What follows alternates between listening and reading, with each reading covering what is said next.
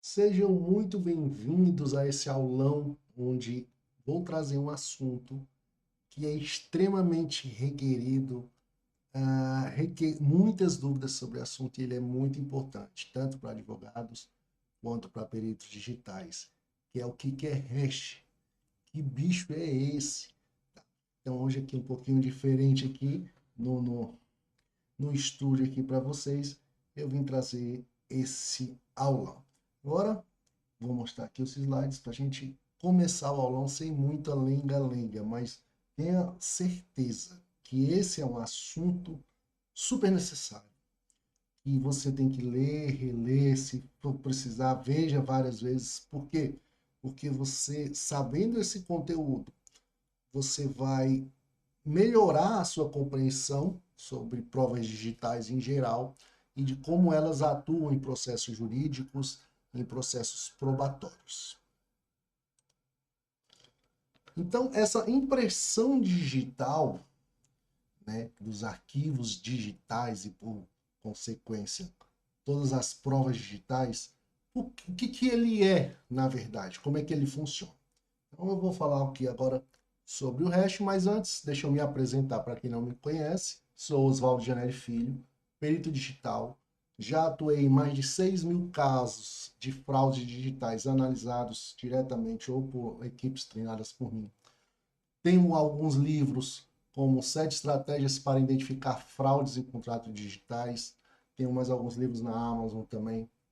Sou bacharel em ciência da computação, MBA de gestão empresarial, discente em direito. E mais de uma década eu atuo nessa interseção entre a tecnologia, entre a segurança e o direito digital.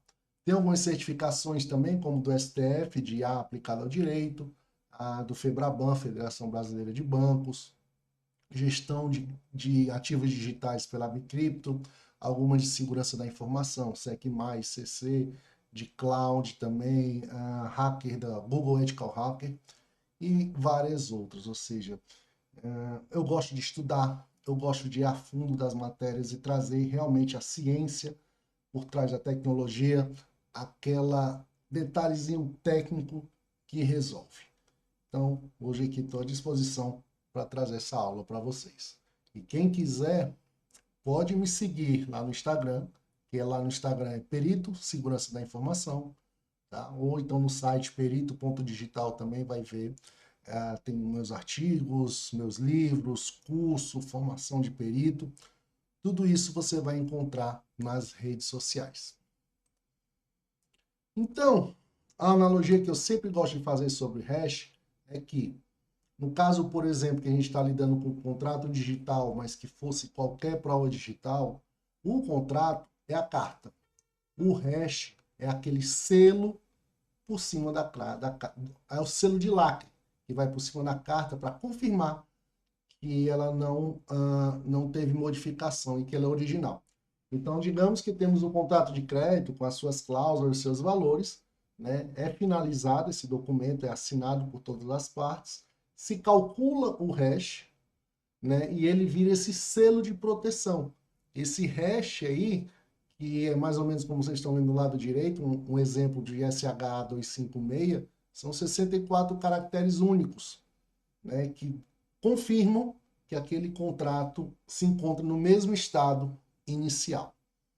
Então, eu gosto muito dessa analogia. Sempre lembro, uma encomenda, uma cartinha que você manda pelo Correios, o contrato vai estar dentro da carta. E o hash vai ser justamente aquele selo por fora. Se você vê o selo quebrado ou você não consegue identificar, então você não pode ter a certeza que o contrato dentro também não foi manipulado, modificado de alguma forma, né? Então, essa é a analogia, esse é o pensamento que eu quero que vocês tenham daqui para frente. Mas como é que ele funciona, Oswaldo? Por exemplo, qualquer arquivo pode ser calculado o hash. Qualquer arquivo digital, seja uma foto, um vídeo, um áudio ou um PDF, eu aplico a função de hash e eu vou ter essa assinatura única, né? Essa sequência que é a impressão digital do arquivo. E se eu tiver uma pequena mudança no arquivo original, por exemplo, uma vírgula, um ponto acrescentado, quando eu calculo novamente o hash, ele vai mudar completamente. Então, é o que eu chamo de uma função criptográfica unilateral com efeito avalanche. Tá? Eu sei que é muita informação, mas segura aí que já já eu vou falar um pouco mais disso. Outra característica importante. Se eu tiro o hash no meu computador, você tira o hash no seu, um outro advogado tira hash no dele, não importa o computador, não importa o sistema operacional, não importa a hora, a data, o hash tem que ser igual, porque ele é determinístico, né? Então ele sempre vai ter o mesmo resultado. E é irreversível, ou seja, se eu tiver o hash, eu não consigo construir de volta o arquivo original. Tá? Se eu tenho um lacre ali estourado, eu sei que teve uma mudança no contrato, mas se eu tenho aquele lacre original, eu não consigo construir o conteúdo da carta a partir do lacre. Eu sei que teve um problema ali com aquela situação. Né? Então ele é irreversível, ele é um one way. Ele não retorna para fazer essa construção. E por que que esse hash ele é cientificamente confiável, professor? Primeiro que ele é, como falei, ele é determinístico. Ele sempre, aquele arquivo sempre vai gerar o mesmo hash. Não vai importar horário, não vai importar nada. Ele sempre vai ser o mesmo hash desde que você use o mesmo algoritmo. Ele é irreversível. Matematicamente não é possível reconstruir o arquivo original. É uma via de mão única. O efeito avalanche que eu falei ali atrás é justamente isso, que qualquer alteração mínima, um único byte, um único ponto, uma única vírgula, ele vai mudar radicalmente pelo menos 50% dos caracteres do hash. Ou seja, é muito fácil quando você compara dois hashes, mesmo que o arquivo seja muito parecido, os hashes vão ser bem diferentes um do outro. Então você vai bater o olho ali no hash original e no hash de um arquivo que tem um ponto adicionado, mais de 50% dele vai ter mudado esse hash. Então vai ficar bem claro que houve essa quebra de integridade. E ele também é anticolisão. A chance de dois arquivos terem o mesmo hash, ele é menor do que 1 em 10 elevado a 77. Então é praticamente não, mas muito difícil você ter dois arquivos e eles chegarem ao mesmo hash. Tá? Então isso é importante. Por quê? Porque matematicamente, então, ele fica uma prova muito forte científica, né? Que nenhum profissional da área vai conseguir dizer que esse hash aí, por exemplo, pode ter uma colisão ou que dois arquivos podem gerar o mesmo hash. E o que acontece quando se abre a carta? Voltando para a nossa analogia, então temos aqui um passo a passo. Finalizou o documento, seja um contrato, seja um vídeo, seja um áudio, né? Aquele exato momento que é finalizado, a gente lacra esse contrato como? Calculando exatamente o hash registrado naquele momento. Então é a forma que assim, finalizou, a gente calcula esse hash. E esse hash, interessante notar, que não tem como colocar no arquivo original. Então, se você tem um contrato digital, por óbvio, você não consegue ter o hash dentro dele. Porque você geraria o hash do documento e ao botar o hash dentro, você vai criar um novo hash. Então, esse hash ele é separado. Ele tem que ter o arquivo original e ele tem que estar separado para você poder verificar. Então, digamos que anos depois, 5, 6, 7 anos, você vai verificar, um perito que seja um profissional, ele vai recalcular o hash daquele arquivo, daquele documento finalizado. Então, ele vai recalcular e vai pegar o hash informado, né, pela pessoa, pela instituição ali, aquele primeiro hash. Esses dois hashes, eles têm que bater, tá? Então, se bate com o original, a prova está íntegra. Mas se não bate, se tem alguma modificação ou, né, ou não tem, então nós temos um problema. Então, se não bater o hash, o que acontece? Houve uma adulteração. Então, o pilar da integridade, que é um dos pilares da segurança da informação, foi quebrado. Você não sabe exatamente o que mudou, mas você sabe que não é o arquivo original, né? Então, vamos dizer que se você, no caso que você esteja trabalhando, o hash original não foi registrado. Então, naquele momento que se criou, não foi registrado, né? Então, muito importante isso. É como se você recebesse uma carta aberta, sem lacre.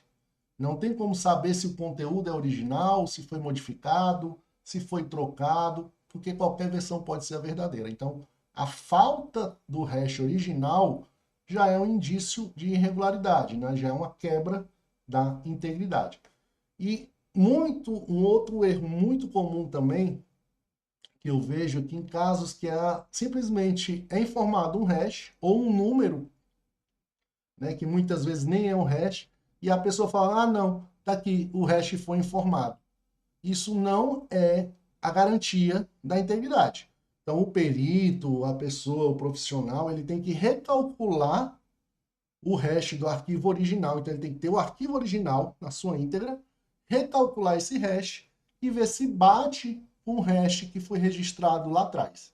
Então, só dessa forma que você consegue garantir a integridade, né? Então, lacre, se o hash confere, você recalcula agora, no momento que você está trabalhando, com o hash que foi informado anteriormente, beleza, prova íntegra. Mas, se não confere ou não está existente, então nós temos aí um lacre violado. E quais são os tipos de hash? Nós temos alguns modelos, por exemplo, o MD5, ele é até hoje usado para conferir. Quando você baixa um software de computador e você quer saber que aquele software realmente é da Microsoft ou é do fornecedor de software, eles geralmente fornecem um hash desse arquivo. Então você pode conferir, né? Só que o MD5 e o SH1, eles já são considerados vulneráveis, porque eles podem ter colisões, ou seja, é muito mais fácil que dois arquivos tenham o mesmo hash. Então, para a questão de prova jurídica, para casos complexos, o padrão hoje atual é o SHA 256. Então, ele vai gerar um hash de 64 caracteres, que é usado, por exemplo, no Bitcoin, em contratos, e é aceito plenamente no nosso ambiente jurídico. Temos alguns modelos, como o SH512, que já é o dobro de criptografia, né? Uma máxima segurança, que já gera uma chave, aí, uma assinatura de 128 caracteres. Né? Em sistemas de alta complexidade já é muito usado, tá? Mas é bom vocês saberem que existem esses algoritmos, até porque quando vocês recepcionarem o hash, quem criou, né, quem fez esse hash primeiro, ele vai ter que dizer qual foi o algoritmo usado. E temos também, por exemplo, o SHA-3, né? É uma nova arquitetura que está sendo modificada e em breves a gente vai ter mais notícias com ele. Então, SH256 e o 512 hoje são padrão ouro, né, com segurança científica para ser aceitos em laudos periciais. MD5, o SH1, por exemplo, já não passam essa confiança da integridade.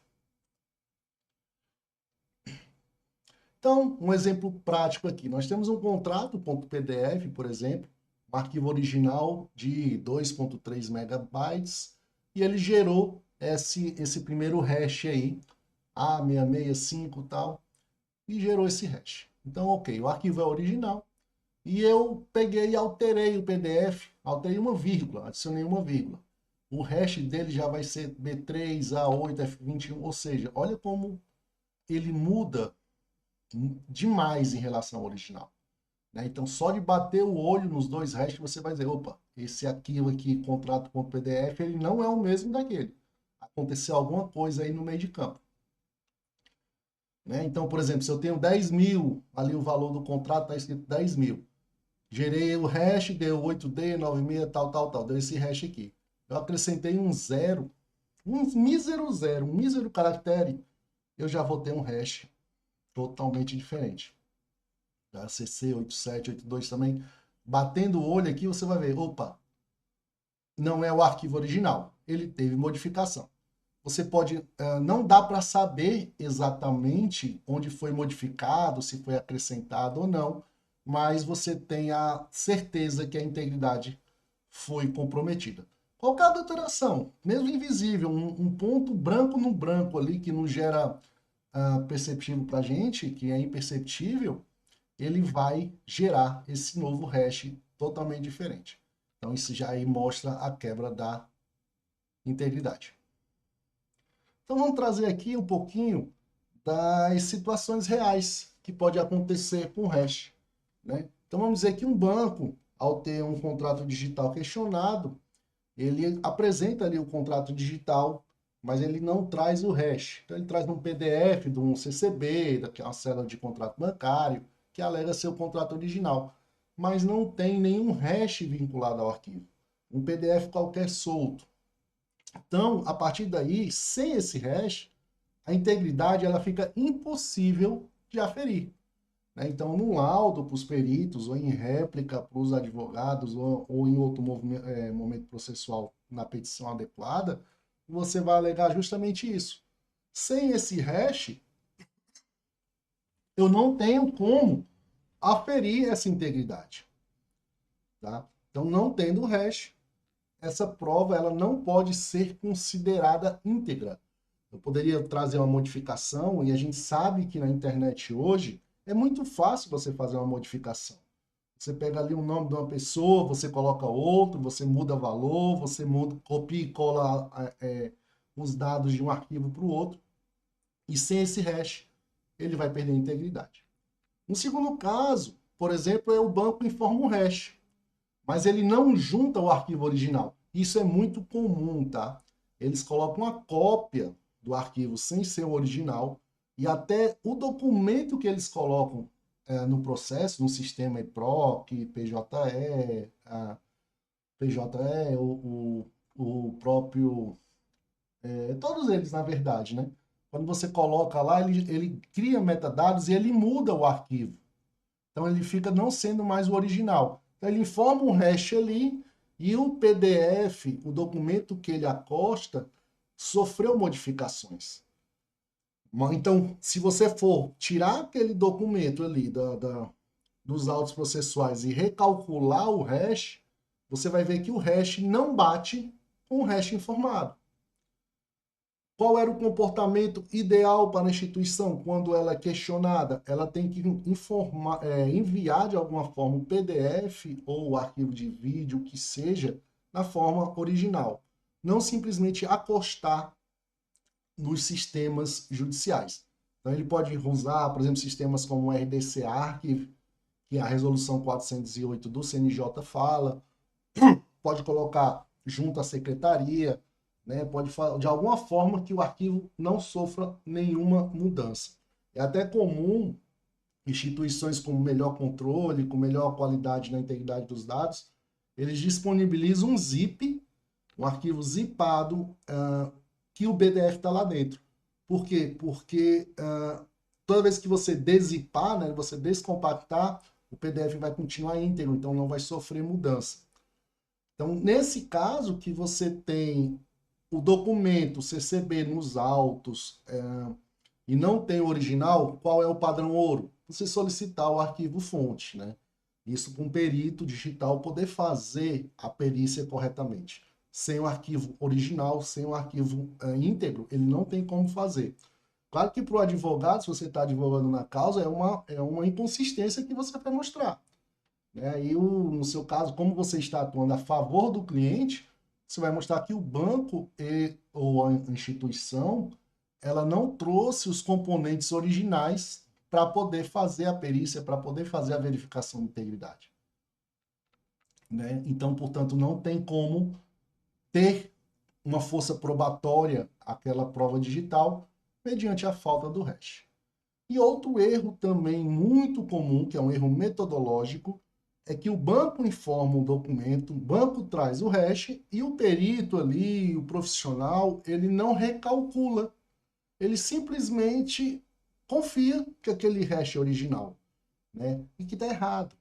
Ele tem que fazer o recálculo do hash no arquivo, nas condições atuais, e comparar o hash gerado hoje com o hash gerado ali mais para trás. Então, se isso não faz, então se você está atuando, advogado, né, num caso desse, um perito não fez esse recálculo, existiu aí um erro metodológico grave, no laudo que você pode impugnar também e mostrar que houve esse erro para pedir a remoção desse documento como prova digital, né? Você vai pedir que ele não se impugnar e que ele não seja determinado como prova. Outras situações que a gente vê no dia a dia forense, né? Por exemplo, um papel, um contrato físico. É impossível ter um hash único disso. Por quê? Porque toda vez que você escanear um documento, por mais que o documento seja o mesmo, o escaneamento, o processo de foto, ele vai inserir artefatos, ele vai trazer sujidades, tudo que vai mudar o documento digital formado. Porque não é um documento nato digital, é um documento que nasceu do mundo físico e foi transformado em digital. Então, toda vez que você faz essa transformação, esse documento ele vai ter o seu hash alterado.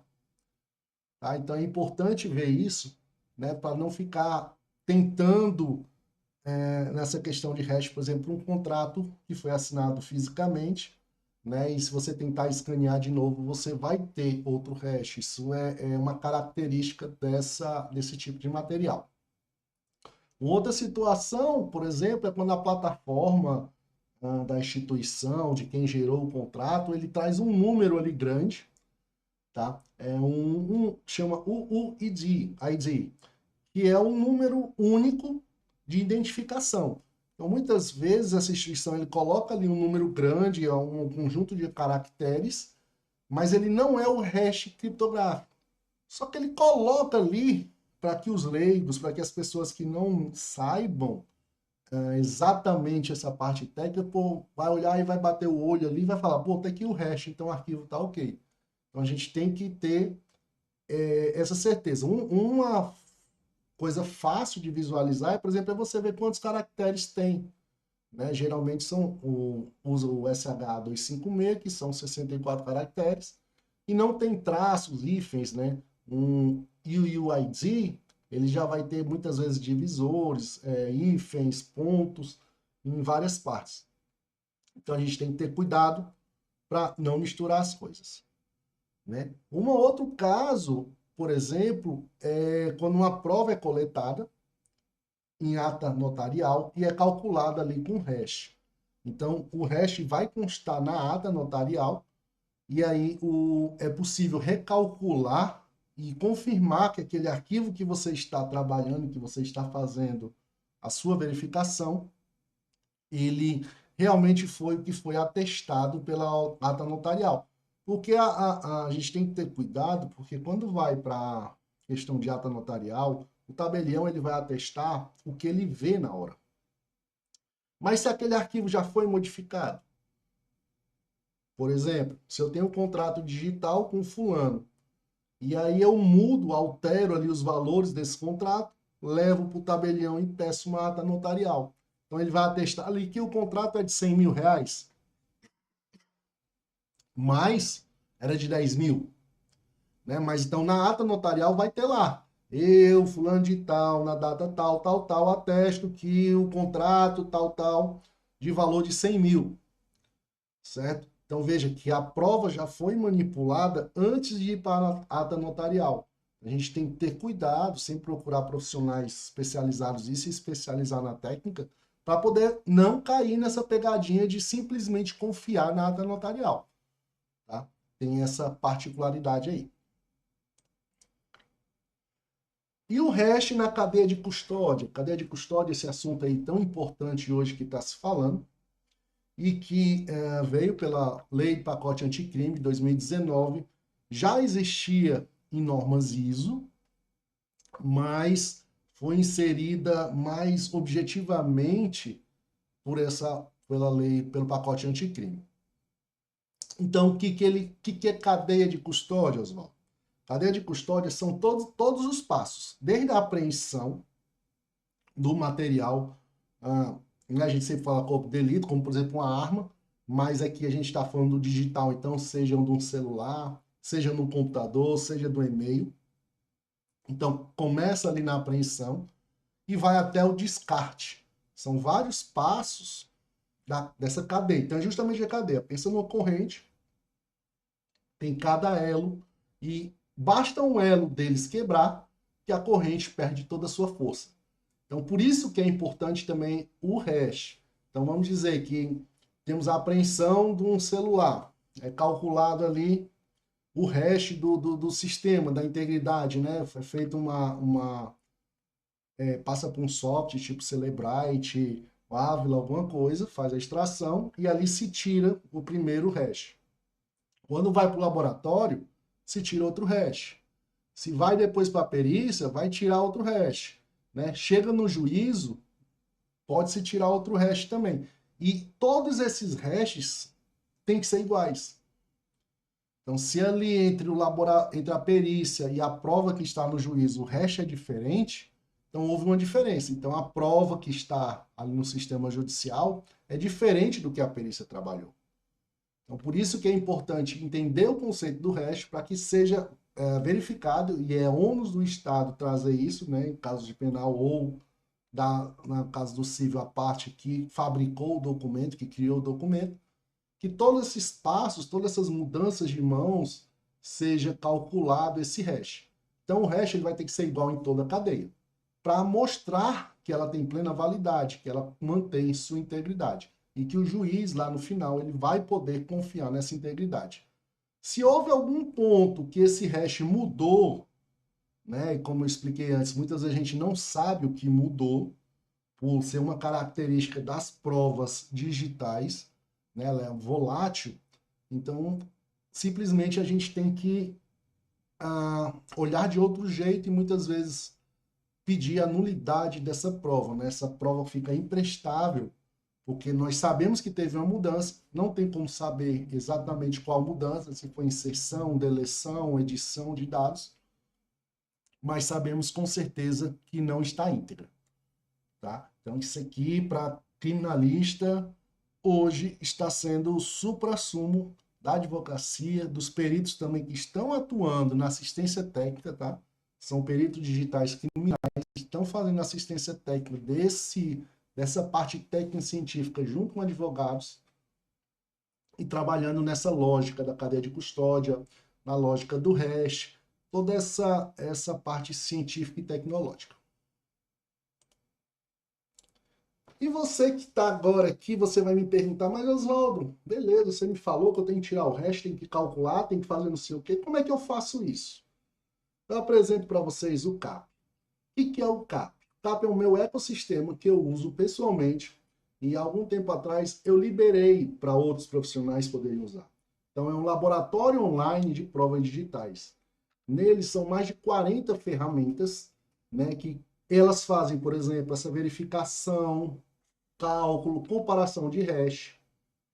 Ela é 100% online, você não precisa instalar nada, então funciona em Windows, em Mac, em qualquer computador que você esteja. É uma interface totalmente português, simples, intuitiva, uma baixa necessidade de aprendizado.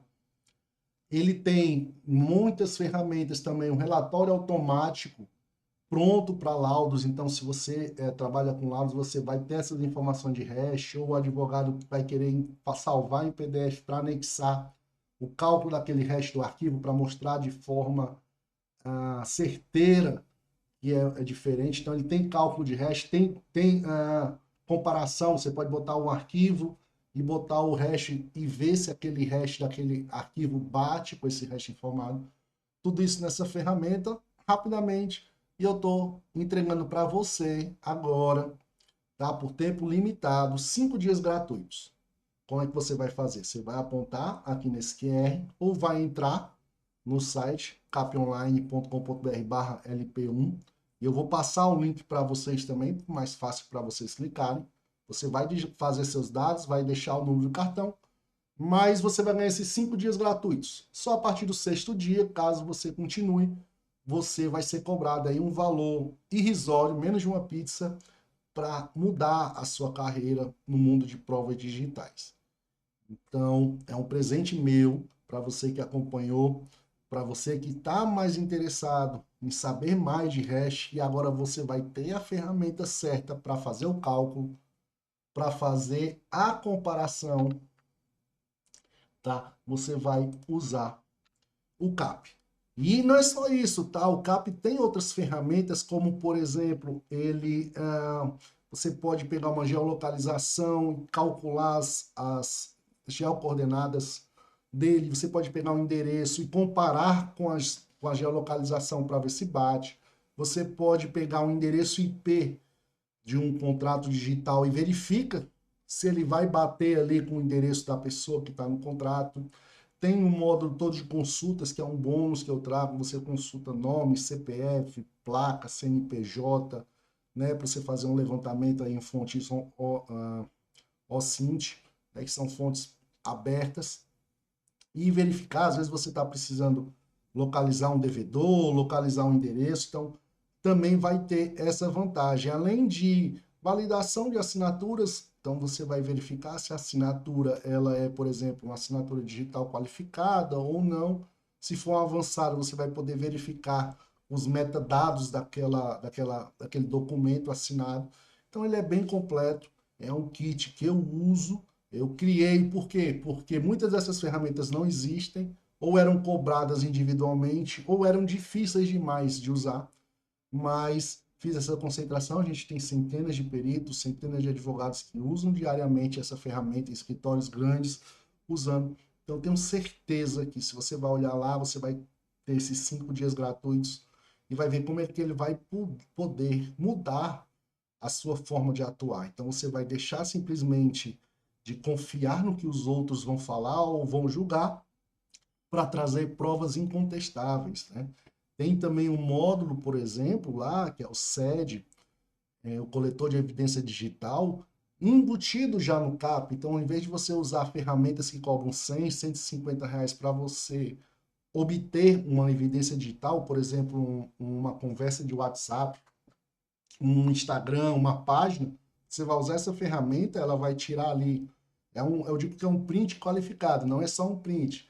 Então ela vai gravar toda o print, vai salvar com carimbo de tempo, vai salvar com a integridade, mostrando qual o hash, horário exato, para que você tenha, como uma ata notarial também, o mesmo efeito válido jurídico daquela prova digital.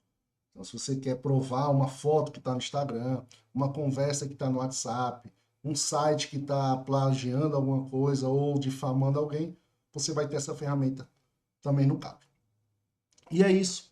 Eu agradeço muito você estar até aqui.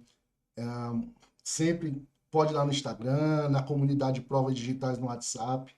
Nós temos aí vários grupos, inclusive de bate-papo, de dúvidas, com webinários de temas gerais. Você está mais que convidado a entrar nesse mundo das provas digitais, participar e dar esse salto na sua carreira. Te vejo depois.